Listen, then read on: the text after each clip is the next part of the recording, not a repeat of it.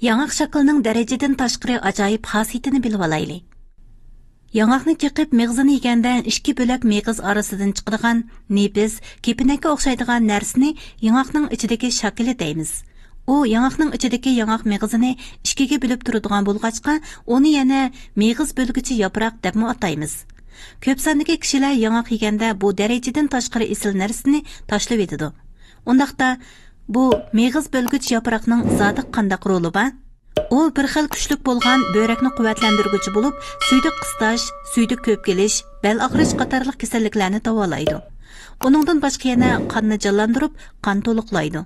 Navada uzundan beri uyqusizlikqa giribdor bo'lgan bo'lsangiz, yangaqning mağız bölgüç yaproqchisidan 3 grammni qaynoq suvga chilab, ta'mi chiqqandan keyin attigini va kashligi bir stakandan ichib bersangiz, bo'libmi kashda yetib qilishning oldida bir stakan ichib bersangiz, sizdagi uyqusizlik tez asliga keladi.